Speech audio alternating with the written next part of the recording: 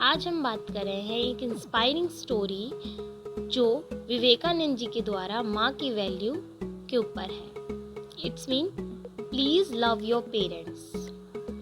एक बार की बात है, स्वामी विवेकानंद जी एक बार किसी काम से अमेरिका गए हुए थे। वहाँ उनके पास एक अंग्रेज व्यक्ति आया और उसने स्वामी जी से एक सवाल पूछा कि स्वामी जी, आपके हिंदुस्तान में माँ को सबसे ऊंचा दर्जा क्यों दिया जाता है? क्यों लोग पहले माँ को पूजते हैं और माँ के बाद भगवान को याद करना पसंद करते हैं? स्वामी विवेकानंद जी ने उसकी तरफ मुस्कुराते हुए देखा और कहा कि बेटा, यहाँ आओ और वो जो उधर पास में एक पत्थर है उसको उठा लाओ। उसमें समथिंग हाफ केजी जितना वजन था, हाफ केजी या फिर उससे भी थोड़ा लेस ही होगा। अंग्रेज पत्थर लेकर आ गया। अब स्वामी जी ने उससे कहा कि इस पत्थर को एक कपड़े में लपेट लो। उसने ऐसा ही किया। स्वामी जी के कहने से उसने पत्थर को कपड़े में लपेट कर दे दिया उन्हें। तो स्वामी विवेकानंद जी ने कहा, इसे मुझे मत दो, इसे तुम अपनी कमर से बांध लो।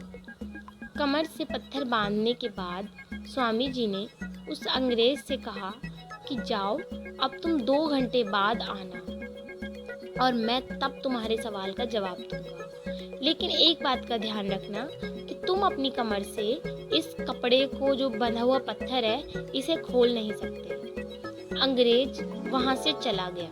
पत्थर के वजन के कारण उसे चलने फिरने में बहुत तकलीफ हो रही थी।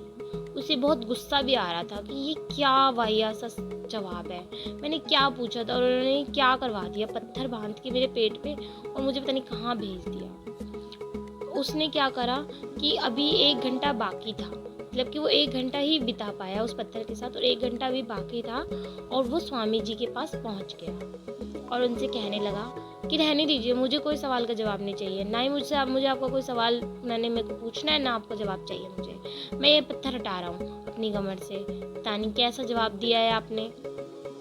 स्वामी जी ने उस अंग्रेज की तरफ मुस्कुराते हुए देखकर बोला, इसलिए ही हमारे हिंदुस्तान में अपनी माँ को भगवान से भी ऊंचा दर्जा दिया जाता है, क्योंकि तुम इस पत्थर को अपनी कमर से सिर्फ 1 घंटे भी बांध कर नहीं रह सके। और जो एक माँ होती है ना, वो पूरे 9 महीने अपने पेट में अपने बच्चे को पालती है, बड़ी से बड़ी परेशानी से बचाती है। बड़े से बड़े आंधी तूफान क्यों ना आ जाए, फिर भी वो किसी तरह का नुकसान अपने बच्चे को नहीं पहुंचने देती है। यही वजह है कि हमारे हिंदुस्तान में माँ को एक ऊंचा दर्जा दिया गया है, एक ऐसा ऊंचा दर्जा जहाँ पर भगवान को भी बाद में याद किया जाए और माँ को पहले माना जाए। यही वो वजह है। हम अपनी ज़िंदगी में अपने एक दिन भी नहीं बिता सकते अपने पेट से उस पत्थर को बांधे हुए, लेकिन जब माँ अपनी कोख में हमें पालती है तो वो पूरे 9 महीने तक उस कष्ट को सहती है, जिस कष्ट की हम कामना भी नहीं कर सकते, सोच भी नहीं सकते। कामना तो दूर की बात है, हम सोच भी नहीं सकते कि हम उसको कैसे बांध के रह पाएंगे।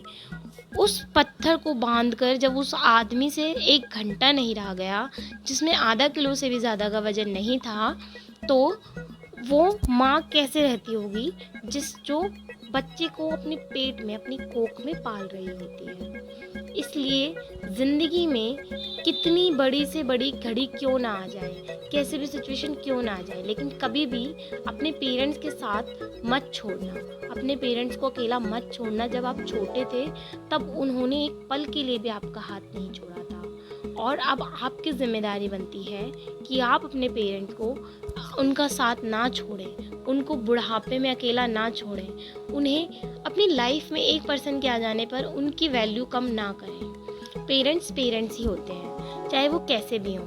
एक माँ ही होती है, वो आपको कभी कष्ट नहीं पहुंचने देगी। अब वो अपने बच्चे को अपनी जान से भी बढ़कर पहले ये सोचेगी कि बेशक मेरी जान चली जाए पर मेरे बच्चे की जान मैं कैसी भी तरह से बचा लूँ। कभी भी अपनी माँ को इतना कष्ट मत देना कि वह रो रो के अपनी ज़िंदगी बिताए। आपकी वजह से कभी भी अपनी माँ को ऐसा कष्ट नहीं होना चाहिए। आप सोच नहीं सकते आपको अपने पेट में रखते वक्त उसने कितना कष्ट सहा था। उस कष्ट को याद करते हुए आप अपनी ज़िंदगी में अपने आप को थोड़ा बेहतर बनाने की कोशिश कीजिए और अपने माँ बाप के लिए अपने आप की जो डेडिकेशंस हैं, जो आपकी रिस्पॉन्सिबिलिटीज़ हैं, उन्हें निभाइए।